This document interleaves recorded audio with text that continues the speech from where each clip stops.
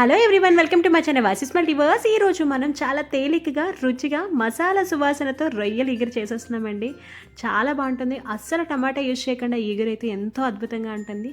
ఎలా చేయాలంటే మీతో షేర్ చేసుకుంటాను, మీరు కూడా చూసి ట్రై చేసేయండి. దీనికోసం నేను మంచిగా 1 కప్పు రొయ్యల్ని బాగా కడుక్కొని ఉప్పు పసుపు వేసి పక్కన పెట్టుకున్నా.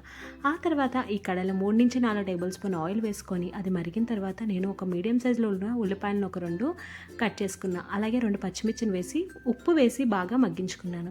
అది కొంచెం వేగిన తర్వాత నేను అందులో కొంచెం కరివేపాకు కూడా వేసుకొని పచ్చివాసన పోయేంత వరకు ఆనియన్స్ని ఫ్రై చేసుకున్నాం. ఆ తర్వాత అందులో ఫ్రెష్గా దంచుకున్న అల్లం వెల్లుల్లి ముద్దను కూడా 1 టేబుల్ స్పూన్ వేసుకొని మంచిగా ఫ్రై చేసుకున్నాం. మొత్తం అన్నీ కలుపుకుంటూ పచ్చివాసన పోయేంత వరకు ఫ్రై చేద్దాం. ఆ తర్వాత అందులో 1 కప్పు రొయ్యల్ని మనం వాష్ చేసి పెట్టుకున్నాం కదా, అవి ఇందులో వేసి మన ఐ ఫ్లేమ్లో మాత్రమే టాస్ చేసుకోవాలి. అప్పుడే మనకి రొయ్యల్లో నుంచి వాటర్ అంతా ఇంకిపోయి మనకి మంచిగా ఫ్రై అవుతాయి. ఇప్పుడు చూపిస్తున్నాను కదండి, ఈ విధంగా.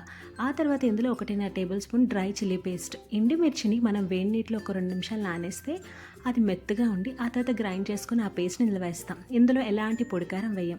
ఎండుమిర్చి కారంతో ఈగురు చాలా టేస్టీగా ఉంటుంది. ఆ తర్వాత ఇందులో 1 టేబుల్ స్పూన్ ధనియాల పొడి, అలాగే 1 టేబుల్ స్పూను జీలకర్ర పొడి కూడా వేసుకొని మసాలాలన్నీ బాగా ఫ్రై చేసుకుంటాం. అది బాగా కలిసిపోయి ఫ్రై అయిన తర్వాత 1/2 కప్పు వాటర్ని కూడా ఇందులో యాడ్ చేసుకుందాం. అంతేనండి, మొత్తం అంతా వేసి బాగా కలుపుకుందాం.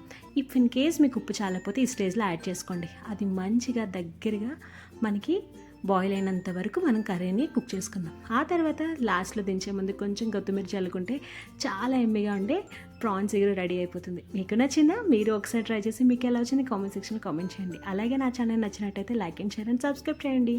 Thank you so much.